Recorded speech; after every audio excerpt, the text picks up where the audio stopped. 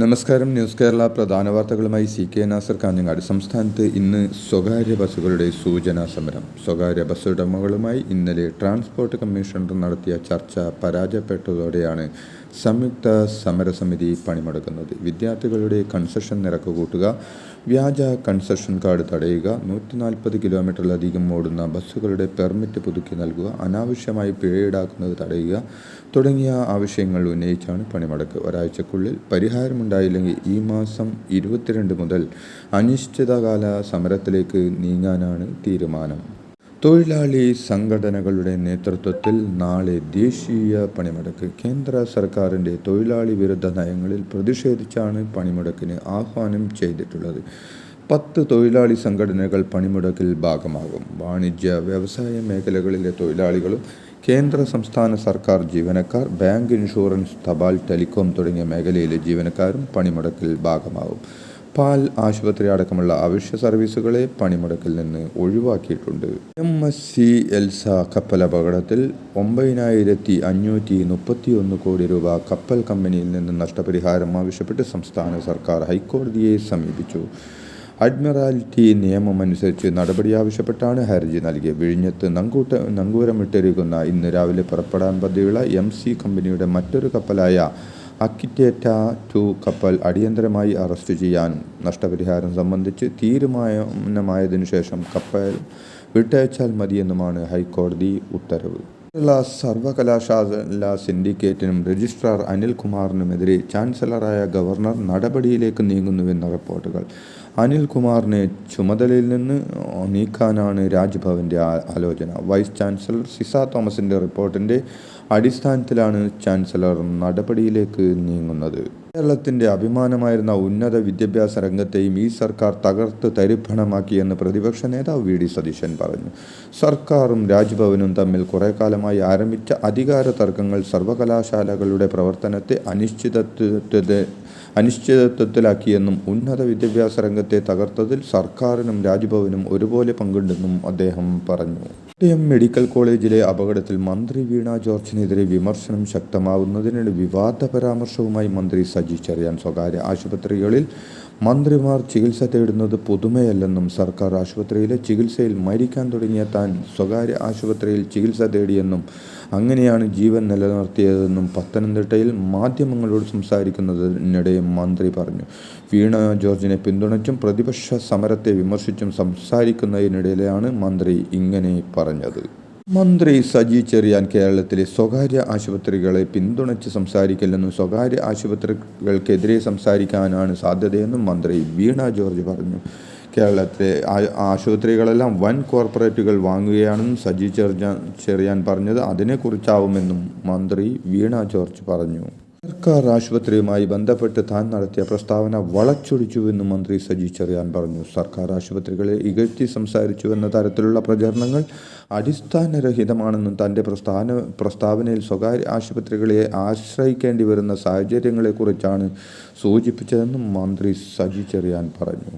Nipah ബാധിച്ച് Kozhikode medical കോളേജിൽ ചികിത്സയിൽ കഴിയുന്ന പാലക്കാട് സ്വദേശിയായ യുവതിയുടെ നില ഗുരുതരാവസ്ഥയിൽ. 2 ഡോസ് മോണോക്ലോണൽ ആൻറ്റിബോഡി നൽകിയതായി മന്ത്രി വീണ ജോർജ് അറിയിച്ചു. ഇവരുമായി സമ്പർക്കത്തിൽ വന്ന 173 പേരുടെ സമ്പർക്ക പട്ടിക തയ്യാറാക്കി. ഇവരിൽ 100 പേർ പ്രാഥമിക പട്ടികയിലാണുള്ളത്. ഇതിൽ 52 പേർ ഹൈറിസ്ക് കോൺടാക്റ്റ് ലിസ്റ്റിലാണുള്ളത്.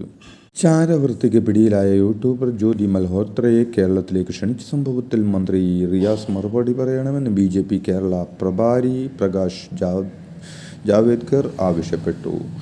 ജ്യോതി മൽഹോത്രയെ ക്ഷണിച്ചത് എന്തുകൊണ്ടാണെന്ന് വിശദീകരിക്കണമെന്നും ആരൊക്കെ വേറെ ക്ഷണിക്കപ്പെട്ടിട്ടുണ്ടെന്നും റിയാസ് വ്യക്തമാക്കണമെന്നും അദ്ദേഹം ആവശ്യപ്പെട്ടു. ഇത് ഞെട്ടിപ്പിക്കുന്ന സംഭവമാണെന്നും കേരള സർക്കാർ എപ്പോഴും രാജ്യവിരുദ്ധ ശക്തികൾക്ക് തണലൊരുക്കുന്നുവെന്നും ഇത്തരം സംഭവങ്ങൾ വെച്ചു പൊറുപ്പിക്കാനാവില്ലെന്നും പ്രകാശ് ജാവേദ്കർ വ്യക്തമാക്കി.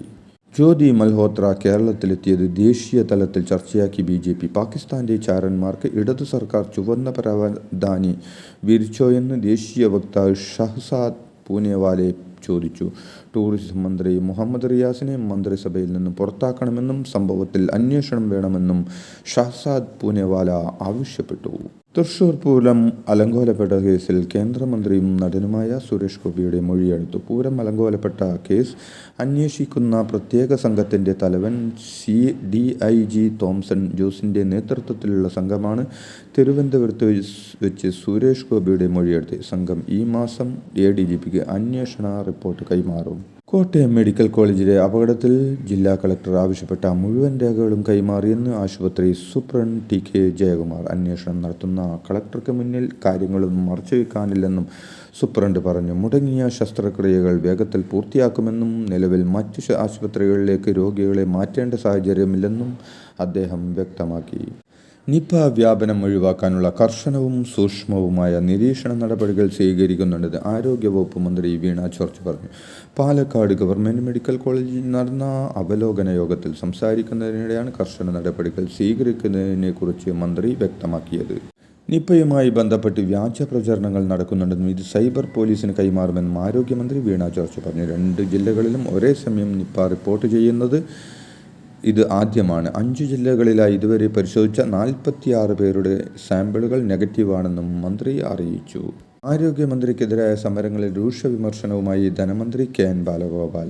യൂത്ത് കോൺഗ്രസും BJPയും ഒരു മരണത്തെ ആഘോഷിക്കുന്നുവെന്നും അപകടം ഉണ്ടാകുന്ന സമയത്ത് അതിൻ്റെ പേരിൽ ധിക്കാരവും ഗുണ്ടായുസവും കാണിക്കുന്നത് ശരിയല്ലെന്നും ധനമന്ത്രി പ്രതികരിച്ചു. ഞങ്ങൾ ചെയ്ത അത്രയും സമരങ്ങൾ കോൺഗ്രസും BJPയും ചെയ്തിട്ടുണ്ടാകില്ലെന്നും ആരെങ്കിലും ആശുപത്രിയിൽ ചികിത്സയ്ക്കെത്തിയാൽ അവരെ ആക്രമിക്കുന്ന രീതിയിലേക്ക് പോകുന്നതാണോ സമരങ്ങളെന്നും നിലവാരമില്ലാത്ത സമരങ്ങൾ നടത്തരുതെന്നും അദ്ദേഹം കൂട്ടിച്ചേർത്തു.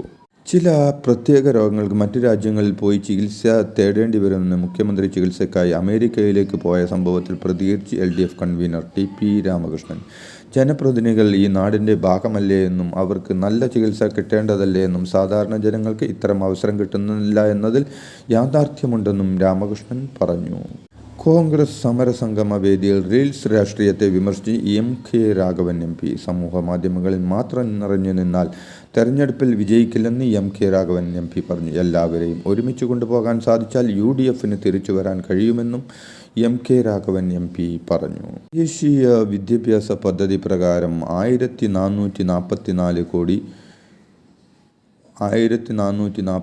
കോടി രൂപ കേന്ദ്ര സർക്കാർ നൽകാനുണ്ടെന്ന് വിദ്യാഭ്യാസ മന്ത്രി V ശിവൻകുട്ടി പറഞ്ഞു. പലതവണ ആവശ്യപ്പെട്ടിട്ടും പണം നൽകിയില്ലെന്നും ഇതിനായി ഇനി കോടതിയെ സമീപിക്കുമെന്നും വിദ്യാഭ്യാസ മന്ത്രി പറഞ്ഞു. തൻ്റെ പേരിൽ വ്യാജ ഫേസ്ബുക്ക് പോസ്റ്റ് പ്രചരിക്കുന്നതായും ശിവൻകുട്ടി ആരോപിച്ചു.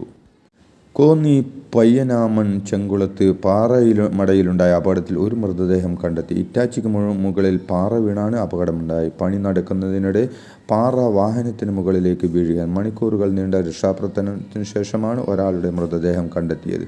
എന്നാൽ മരിച്ചയാളെ തിരിച്ചറിഞ്ഞിട്ടില്ല. 2 ഇതര സംസ്ഥാന തൊഴിലാളികളാണ് പാറമടയിൽ അപകടത്തിൽപ്പെട്ടത്. വനിതാ ബറ്റാലിയൻ നവമാധ്യമ ഉപയോഗത്തിന് നിയന്ത്രണം ഏർപ്പെടുത്തിയ ഉത്തരവ്. പോലീസ് ചട്ടങ്ങൾ മറികടന്ന് നവമാധ്യമങ്ങൾ ഉപയോഗിക്കുന്നതായി ബാറ്റാലിയൻ കമാൻഡന്റ് പറയുന്നു. പോലീസ് യൂണിഫോമിൽ വ്യക്തിഗത അക്കൗണ്ടിൽ ചിത്രം പങ്കുവയ്ക്കാൻ പാടില്ലെന്ന് DGPയുടെ ഉത്തരവുണ്ട്. ഇത് മറികടന്ന് റീലുകൾ ചിത്രീകരിച്ച സാഹചര്യത്തിലാണ് സർക്കുലർ പുറപ്പെടുവിച്ചത്. ഇതോടെ ഇന്നത്തെ പ്രധാന വാർത്തകൾ സമാപിച്ചു. നന്ദി, നമസ്കാരം. സോളാർ എവിടെ നോക്കിയാലും സോളാർ തന്നെയല്ലേ? എന്നാൽ സോളാർ വെച്ചാൽ കറന്റ് പോയാൽ കറന്റ് ഇല്ലാതിരിക്കണം എന്നതാണ് വാസ്തവം. സോളാർ പ്ലാന്റ് ഉത്പാദിപ്പിക്കുന്ന വൈദ്യുതി വെറുതെ പാഴാകുന്നു. ഉപയോഗവും ഇല്ല, മീറ്റർ റീഡിംഗും ഇല്ല, എല്ലാം മൊത്തത്തിൽ നഷ്ടം മാത്രം. നിങ്ങൾക്കിതിന് ഒരു പരിഹാരം വേണ്ടേ? കാഞ്ഞങ്ങാട് മാണിക്കോത്ത് ഗ്രീൻ ഷോപ്പിയുടെ ഹൈബ്രിഡ് സോളാർ വെച്ചാൽ നിങ്ങൾക്ക് കറണ്ട് പോകില്ല എന്ന് മാത്രമല്ല ബാക്കി കറണ്ട് KCBക്ക് കൊടുത്ത വരുമാനവും ലഭിക്കുന്നു. എന്താ, വിശ്വാസമായില്ലേ? അപ്പോൾ ഇനി എന്തിനാ വെയിറ്റ് ചെയ്യുന്നത്? കൂടുതൽ വിവരങ്ങൾക്ക് ഇന്ന് തന്നെ താഴെ കാണുന്ന നമ്പറിൽ ബന്ധപ്പെടുക.